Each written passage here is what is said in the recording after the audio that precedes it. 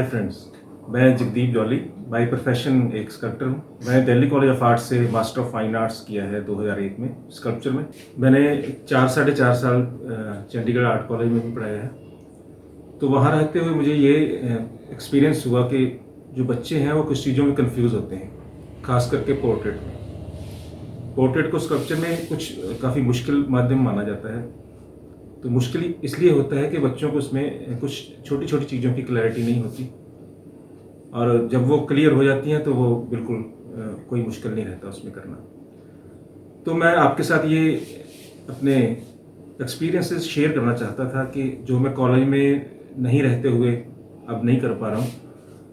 तो मेरा मन था कि बच्चों को वो छोटी छोटी चीज़ें बताई जाएं जिससे कि वो अपने काम को और बेहतर तरीके से कर सकें।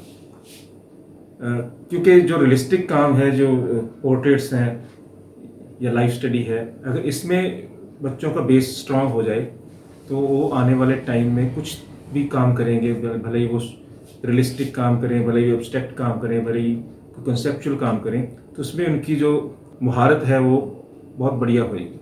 अगर बेस स्ट्रांग होएगा तो उसमें हम किसी भी तरह के काम को बड़ी दक्षता के साथ, बड़ी निपुणता के साथ कर सकते हैं। तो हमें अपना बेस स्ट्रांग करने के लिए कुछ बेसिक चीज़ों का जरूर ध्यान रखना पड़ेगा, उनको सीखना पड़ेगा। इस वीडियो में मैं आपके साथ पोर्ट्रेट का जो बेसिक स्ट्रक्चर होता है, बेसिक ड्राइंग होती है, वो शेयर करूंगा। क्योंकि ड्राइंग सब चीज़ों की एक इसको बेस माना जाता है। जिसकी ड्राइंग अच्छी है वो सब काम अच्छे तरीके से कर सकता है।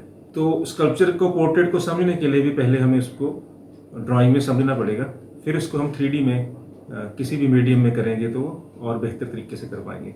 हम आने वाली वीडियोस में स्टेप बाय स्टेप आपको ये चीज़ें बताते रहेंगे। मैं साथ साथ आपको थोड़ा सा इस हेड स्टडी के साथ साथ ह्यूमन एनाटॉमी के बारे में बात करूंगा, क्योंकि एनाटॉमी थोड़ा सा मुश्किल सब्जेक्ट है, इसलिए उसके साथ साथ उसकी बात भी करते रहेंगे और उसको भी समझने की कोशिश करेंगे, और पोर्ट्रेट के जो टेक्निकल चीज़ें हैं उसको भी समझने की कोशिश करेंगे। बिल्कुल बेसिक सी ड्राइंग शेयर करूंगा जो बिगिनर बच्चों के लिए है, जो प्रोफेशनल हो गए हैं, जो अभी मास्टर्स कर रहे हैं या फाइनल ईयर के बच्चे हैं, 3rd ईयर 4th, उनके लिए नहीं। जो बच्चे बिल्कुल शुरुआत में अभी 1st ईयर में 2nd ईयर में हैं, वो उनको इन चीज़ों से थोड़ा बहुत बेनिफिट जरूर होगा, ऐसा मेरा मानना है। मैं आपको कुछ सिखाने वाला नहीं, मैं सिर्फ अपना एक्सपीरियंस शेयर करूंगा। हो सकता है ये एक्सपीरियंस आपके काम आ जाएं और आप इनको अपने एक्सपीरियंस के साथ जोड़ के और अच्छे तरीके से काम में ला सकें।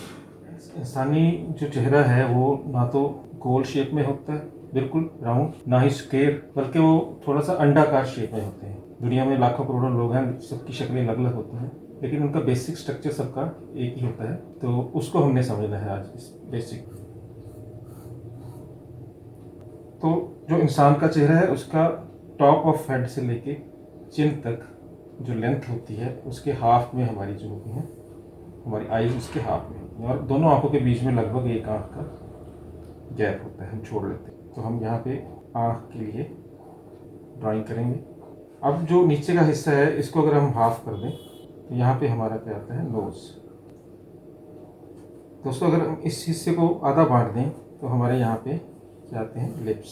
और लिप्स का यहाँ पे हम ऊपर का पोर्शन यहाँ शुरू नहीं करेंगे, यहाँ पे हमारा लिप्स खत्म होंगे। ये लगभग इनको 3 हिस्सों में अगर बांटें तो हमारे लिप्स यहाँ से शुरू होते हैं। हाफ में बांटेंगे तो लिप्स का लोअर पार्ट यहाँ पे आएगा। दोस्तों ये जनरलाइज सी डिवीजन है। अगर हम पर्टिकुलर किसी का आदमी का पोर्ट्रेट करते हैं तो उसमें ये चीज़ें थोड़ी बहुत आगे पीछे उसके फेस के, उसके करेक्टर के अकॉर्डिंग होती हैं। ये इसको इंसानी चेहरे के बेसिक जो स्ट्रक्चर को समझने के लिए ये काफ़ी हेल्प करती हैं। अगर हम कहीं पे गलत भी हों कल को पोर्ट्रेट वगैरह करते हुए तो हमें समझ आ जाती है कि हमने कहाँ पे गलती की। तो आईज़ के एक आई बॉल से अगर हम एक लाइन लगाएं नीचे की तरफ तो हमारा लिप्स का जो कॉर्नर्स हैं लगभग यहाँ तक आता है, और यहाँ पे हम इस चिन्ह को मार्क करें।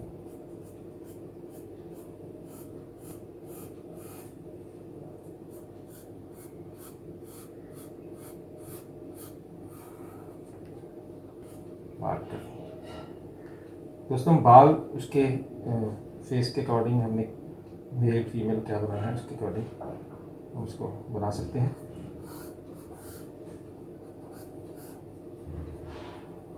और जो हमारे कान हैं वो आँख और नाक के बिल्कुल सामने होते हैं।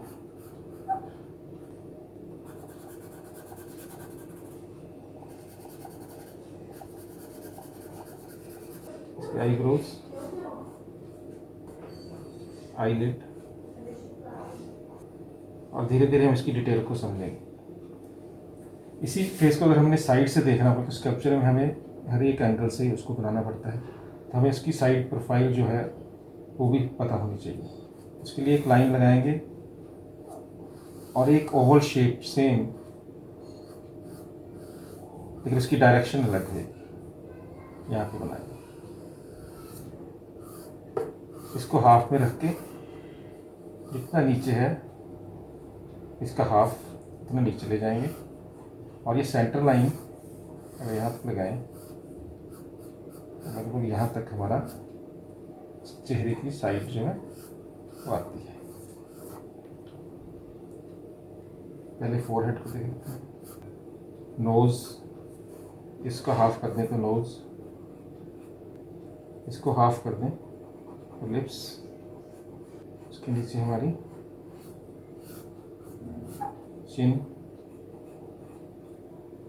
नॉस्ट्रल्स, और सेंटर में इसकी जो है हमारी आँख। आँख और नाक के बिल्कुल सामने हमारा क्या आएगा, कान। यहाँ पे आईब्रो। तो फ्रेंड ये थी साइड प्रोफाइल से हमारा जो फेस की थोड़ी बनावट। और इसको डिटेल में हम आगे धीरे धीरे आने वाली वीडियोस में समझेंगे, और इसकी एनाटॉमी की थोड़ी सी बेसिक स्टडी है वो भी साथ साथ करेंगे। आज मैं आपको इसकी एनाटॉमी के लिए फ्रंट और साइड की थोड़ी सी जानकारी जरूर दूंगा। तो ह्यूमन स्कल है जो बेसिकली इसमें दो पार्ट होते हैं मेजर, एक तो ऊपर वाला पार्ट और एक नीचे जबड़े वाला पार्ट। ऊपर वाले पार्ट को जो इकट्ठे रूप में इसको बोलते हैं क्रेनियम, और नीचे वाले पार्ट को बोलते हैं मैंडिबल, जो मूव करता है। दोस्तों ये दोनों अलग अलग पार्ट होते हैं और मसल्स के साथ ये एक दूसरे के साथ जुड़े रहते हैं। बड़े स्ट्रॉन्ग मसल होता है मास्टर मसल, उसके साथ ये दोनों अटैच रहते हैं, इसीलिए हमारे जो जबड़े की मूवमेंट वो होती है। अगर जुड़े होंगे तो मूवमेंट नहीं होनी थी। तो इसके लिए हमें क्या करना है कि एक सेंटर लाइन लेनी है वैसे ही, और उसको हाफ में यहाँ से बांट देना है। इसको कोशिश करनी है वैसे ही हम एक एग शेप में बनाने की। दोस्तों जो हमारी आईज़ होती हैं वहाँ पे हमारा स्कल में जो होता है वो एक सॉकेट होता है खाली आईज़ के लिए, तो उसको बोलते हैं ऑर्बिकुलरस ऑफ आईज़। तो उसमें भी हमने दोनों आंखों के बीच में गैप छोड़ना है, और दो ऐसे बड़े से, तो ये हमारे आईज़ के लिए ये जगह जो है स्कल में होती है। इसको थोड़ा डार्क कर देंगे। तो यहाँ पे जो नोज़ होता है बेसिकली वो नोज़ पूरा नहीं होता। हमारा नोज़ जो स्कल में है वो यहाँ तक होता है, और ये उल्टा जैसे हार्ट की शेप होती है वैसी इसकी बनावट होती है। अगर पूरा नोज़ यहाँ तक आएगा तो ये यहीं तक रहेगा। तो नीचे हमारे जो होते हैं वो कार्टिलेज बोलते हैं इसको, वो उसके साथ बोन नहीं होती, वो सॉफ्ट बोन होती है, वो स्कल में नहीं होती। दोस्तों इसके लिए जो अपर क्रेनियम है उसकी मेन बोन्स ये स्कल के साथ नीचे आती है, इसको बोलते हैं जिगमेटिक बोन्स। तो ये यहाँ से नीचे आती है, और ये नोज़ के सामने से ये ऊपर का जबड़ा हमारा इसी लाइंस के बीच में आता है। जो हमारे यहाँ पे दांत होते हैं उसकी ये लाइन उस बोन की लाइन में आ गई, और नीचे वाली बोन को जो अलग से हमारी होती है इसको बोलते हैं मैंडिबल। ये लाइन बोन, ये जो हमारी जियोमेट्रिक बोन है या चीक बोन है उसके अंदर से शुरू होती है। आप उसको अपने चेहरे पे फील भी कर सकते हैं कि आपको हाथ लगा के। ये कैनिस होते हैं, फिर मोलर्स, वो जो दिखेंगे नहीं पीछे चले जाते हैं, ऐसे ही नीचे। दोस्तों इसको बोलते हैं ऑर्बिकुलरस ऑफ आइज़, और इसको बोलते हैं ऑर्बिकुलरस ऑफ माउथ। ये है नेजल स्पाइन, और ये है हमारा